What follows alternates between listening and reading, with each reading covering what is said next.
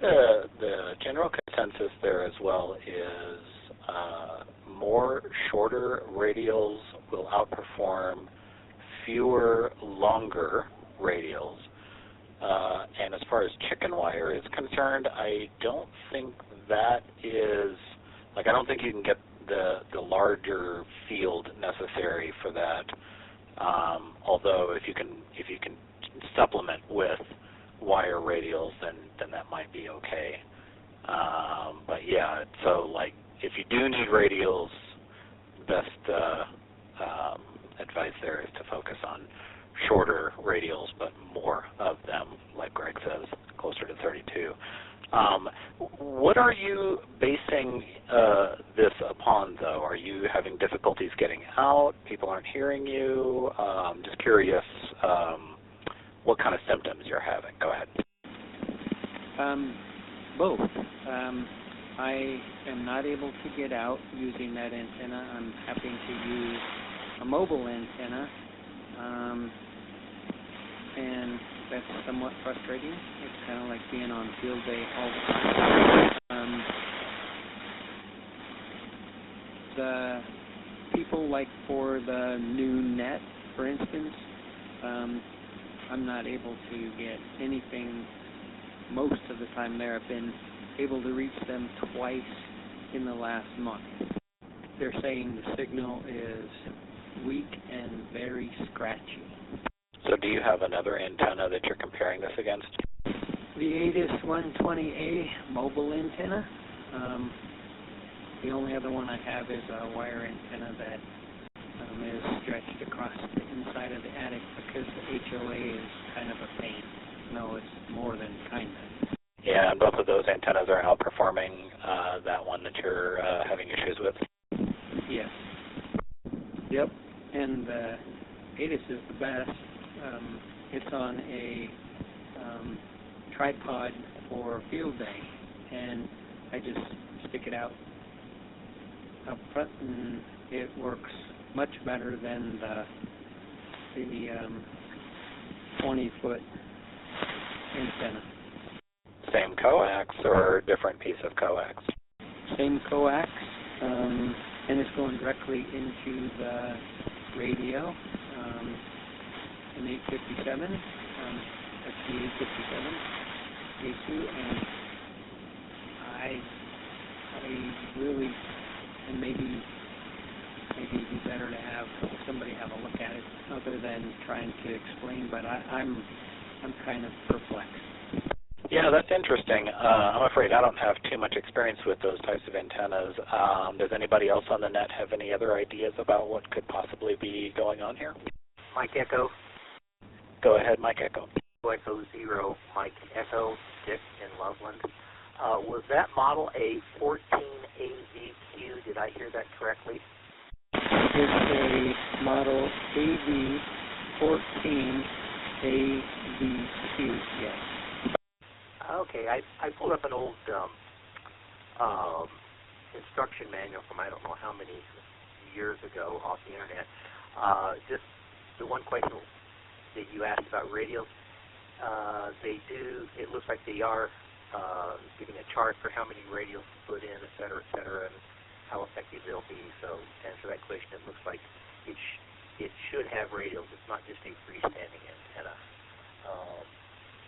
I had a quick question. Are you showing a decent SWR on the,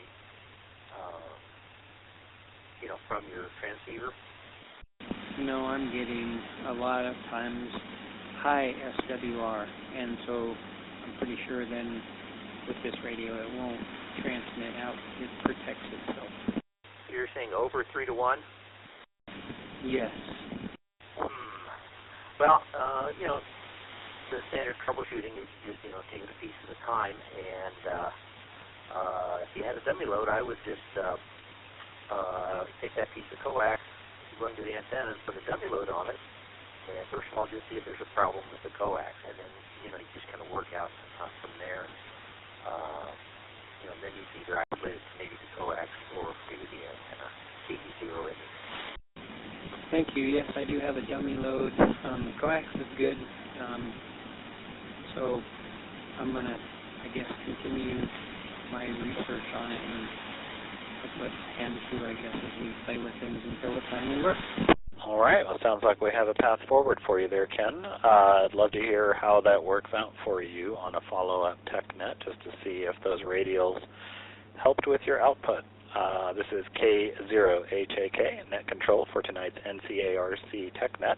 Does anyone else have anything for this particular topic? W0FCD, thank you very much. I appreciate all the help and insight. I'll continue doing research and look up that manual. Sounds good. On a side note, Dick, KE0ME, I've got you checked in for tonight's TechNet. Are there any other check-ins while we're in an intermission here on the topic? This is KF0ODD, late check-in. This is Donald with a late check-in, Whiskey 0, Delta, Papa, Charlie. And could you repeat the topic for me, please? Thank you. I've got KF0ODD, I think that Paul, and W0DPC Donald. That's affirmative, ODD. Thanks, Paul. And Donald, we were just discussing an issue that Ken was having with his ground plane on his vertical antenna, and the consensus here is that it may need some radials placed in order to perform a little bit better. So he's going to try that and maybe hopefully check back with us on another TechNet night. Roger. Thank you for that update. I can't really add too much other than I do have a vertical. I've got a 26-foot vertical, and it has its own radials up at about the 10-foot level. So I did not put any radials in the ground underneath that, but I seem to get pretty good performance out of it. Over. Very good. So it sounds like those radials might be a pretty integral part of that antenna's performance. One more check-in, KE0BZY in Denver. This is Quinn. W6PL, Rich in Fort Collins for a check-in. W1VAN, Ivan, Fort Collins, check-in.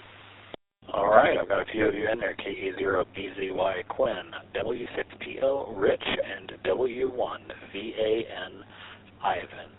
Any other check-ins or any additional topics for tonight's NCARC TechNet? Just a comment on that radial or vertical antenna. Ben, Fort Collins, late check-in. Ben, I think I heard you in there. I got you in the log, and then go ahead with the comment. Yeah, this is Rich, W6PL. I've got a 14 AVQ also that's not in service right now, but they have to be ground mounted, like within a foot or less off the ground, and they do require tuning, so you might want to look at that. Well, Rich, thank you very much. That's great information. I'll continue working on that. That's you don't use yours anymore, so is that a good thing or a bad thing? Should I abandon this antenna? I was very happy with it. It's a very good low angle of radiation. It's good for DX. It's better for DX than local. But because of restrictions here, I don't have it up. I'm afraid mine will be coming down soon when people spot it. But I'm going to give it a go until then. All right, this is K0HAK, Net Control for tonight's NCARC TechNet. Looking for anyone else that has any other additional input on this topic? You have a station with a comment that doubles with you. Thank you for that. Go ahead, doubling station if you're still in there. Roger, that's probably me, Whiskey 0, Delta, Papa, Charlie. I just wanted to say my vertical is a high gain. I want to say it's a model 680, and it's 26 feet tall. I put a 20-foot aluminum pipe in the ground, and mounted it on top of that. So it starts about 15 feet off the ground, and as I said before, it has a system of radials. I want to say they're like 6 feet long stainless steel wires that there's probably 6 or 7 of them in a circle around the base of that, and it does pretty well. I mean, verticals are unique in their characteristics, but I live on a farm out in the middle of nowhere, and nobody really cares if I put up an antenna or not. So I'm probably, 45, 46 feet up in the air, and it does pretty well. So I guess that's all I can comment on it. So this is Whiskey Zero, Delta Papa Charlie, over. Thank you. Thank you again. W0FTD. All right, good to hear all of this input. Does anybody else have anything for Ken tonight? All right, any other topics for the TechNet tonight? NMR, new topic. Go ahead, NMR. Net Control. I'd like to bring up the topic that was mentioned a few nets ago regarding direction finding, transmitter hunting in the UHF, so we're in the other end of the spectrum. All right, go ahead with your question. Inspired by the conversation and took out an 8-element Yagi that I had built some time ago and resuscitated it and made it a little bit more robust, having a good time with that. Conversed with some of the folks on the net. It was Bart and I think Greg was in there too. There were discussions about using a tiny SA spectrum analyzer as a receiver, clearing here. And all going interestingly, I have an interesting topic that I'm curious about if anyone has any thoughts. To build this Yagi, I've ended up with a T-match on the solid dipole and a half wavelength balun in there. So I'm throwing that out there. There's a bunch of interesting things about this. Anyone who wants to talk about it, provide some advice or ask for some input. Over. Thanks, Joseph. I'm not sure I am clear on, was this just a topic for discussion, or was there a specific question in there? It's a topic for discussion. Admittedly, a little rambling, but I thought I was intrigued by it, and I've gotten engaged in it. So, topic for discussion. All right. N0 EMP. You're playing with some direction finding. You've got an 8-element Yagi. Did you say you were using a tiny SA in there for? How are you including that in all of that? That's all correct. The tiny SA serves as a receiver, quite capable. It's possible to set the SA to observe a single frequency or to come in pretty tightly on a tight spectrum analyzer. So it can serve both, and it has a nice display yielding the received signal in dBm. Over. Yeah, so you're using some of the like the waterfall capabilities of it, kind of like almost like an SDR implementation. Exactly, and I love waterfalls and the radios. Yeah, I've only just recently gotten my own tiny SA. Haven't really gotten a chance to play with it too much. I've done a lot of stuff with the SDRs, like the RTL SDR, and just watching signals and picking up various transmissions and things like that.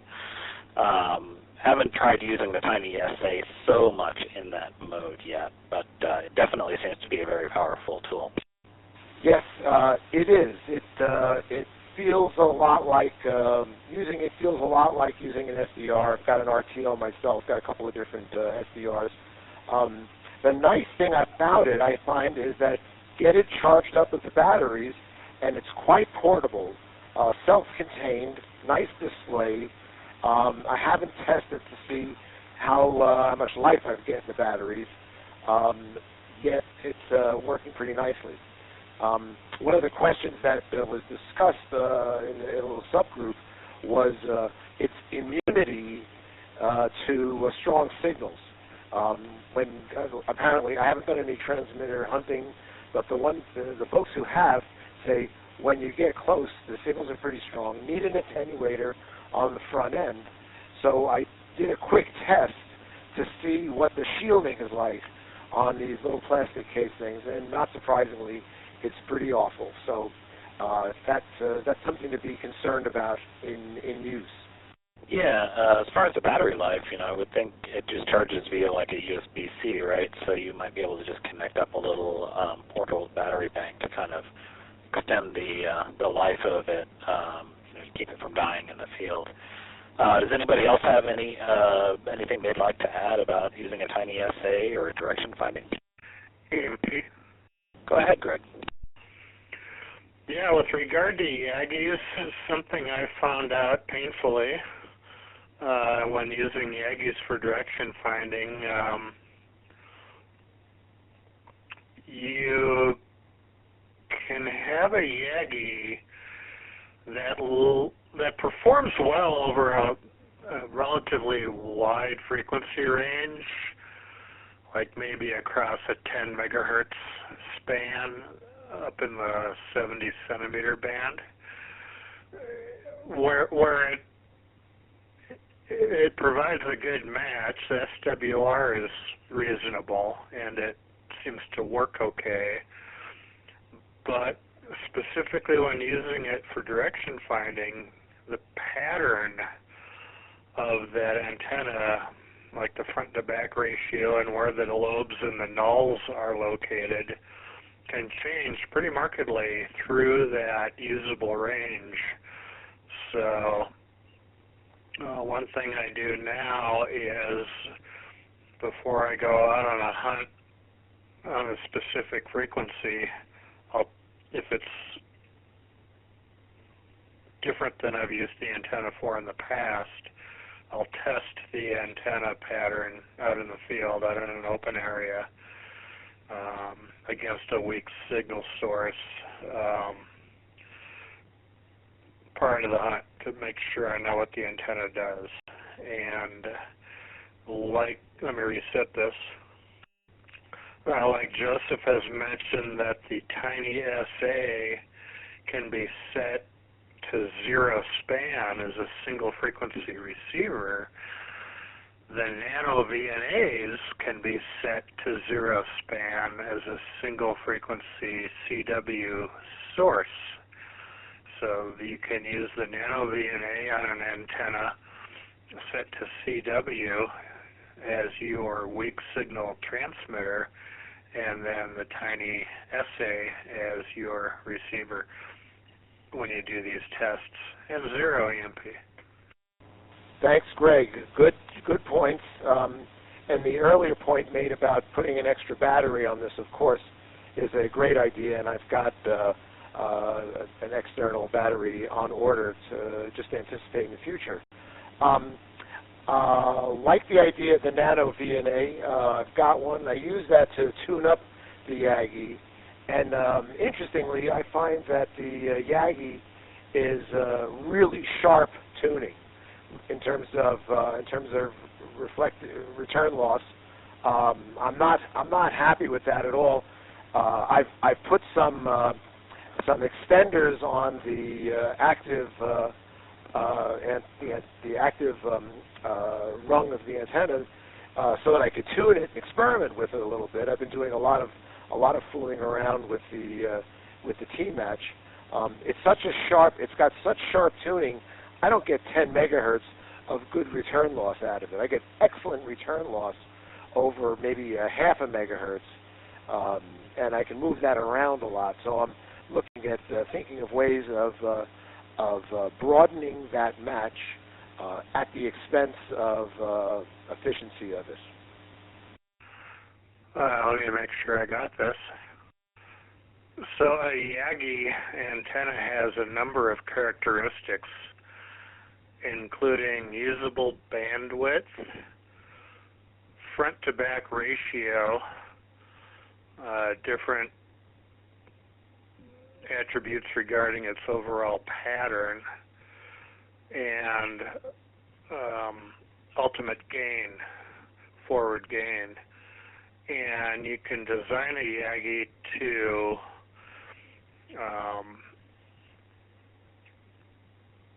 favor one of those characteristics and optimize on one of those characteristics.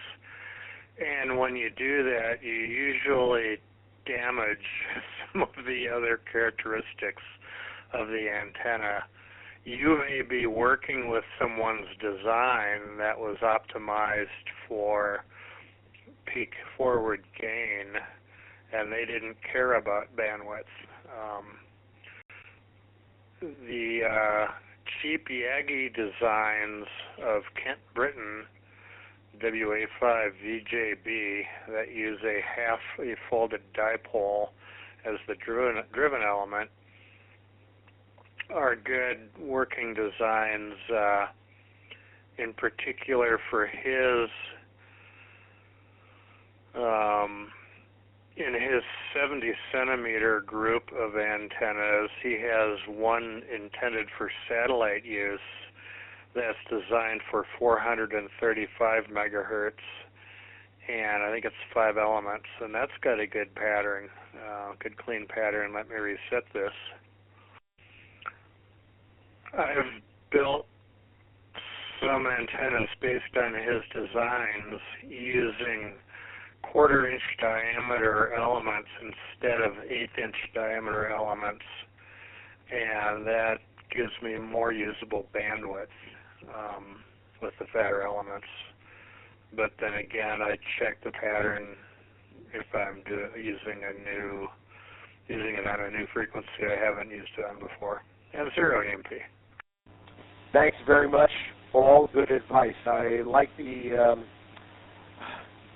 There's a lot you said that I can agree with. What you're saying there is no free lunch. You optimize one of the dimensions, parameters, and suffer elsewhere. So that's entirely possible. I've built this Yagi with an idea towards experimenting and fooling around with things. I love the idea of using the nano as a source, can move it a little further away, get outside of the near field, get into the far field. That's a good thing to do. I'm not really interested in going outside and doing that these weeks. I might wait a few weeks until the temperature gets into the positive centigrade numbers. And I also I'm using some fatter elements. The driven element, I'm using a quarter-inch outside diameter brass tubing with an eye towards pushing the bandwidth wider rather than narrower. The rest of the elements are 3/16 aluminum rods, which I had laying around, convenient stuff. So looking to fool around with that a little bit, thinking about the possibility of using a series of stepped transmission lines as a step transformer to get a little more tuned bandwidth out of it. I'll need to test the signal response, which will really count a lot more. This is K0HAK, net control for tonight's NCARC TechNet. Does anyone else have any other input for Joseph's topic tonight? All right, Joseph, hopefully you got some good information out of that. That sounded like a good discussion. Are there any other late check-ins or any other topics for tonight's NCARC TechNet? Hearing none, this concludes the NCARC TechNet. Net Control would like to thank each station for their participation. We had a total of 27 check-ins tonight. This net will occur again next Monday at the same time on this repeater. Again, this is K0HAK, closing the net at this time, 7-3, and good night, everyone. HAKW0FDD. Go ahead, FDD. I missed Dick's call sign. I was also wondering if getting a hold of him might be good because he had an antenna like mine. Yep, that would be KE0ME, Kilo Echo 0, Mike Echo. Mike Echo? Hey, Hey, Dick, Ken was just looking for you. Right. I do not have an antenna like that. I had looked up the instruction manual online where it was talking about the radials. So as far as anything a physical antenna, I'm afraid I don't actually have that model. That's right. I'm sorry. I got you and the other gentleman confused. I appreciate your help. No problem. Let me see if I have this. Yeah, so we had two other people that commented. We had W6PL, Rich, Whiskey 6, Papa Lima, who said that he had the antenna that was not in service anymore. And then it looks like my notes, I think it was W0DPC, Whiskey 0, Delta Papa Charlie, Donald, who said he had a vertical high gain 680. Those were the other two individuals that had some input on that particular style of antenna or that antenna itself. Thanks an awful lot again. I really appreciate it. I'm really hoping that I can get this to work. My dad didn't have any problem, but he was much smarter than me. Sounds good. Well, good luck to you. Please let us know how that turns out for you on a future net. I sure will. Thanks again. Appreciate your help. Have a good evening. 7-3, you as well. K0HAK, I'll be clear. W0FTV, clear. This presentation was brought to you by the Northern Colorado Amateur Radio Club. For more information, visit our website, ncarc.net. Thanks for watching, and don't forget to like and subscribe.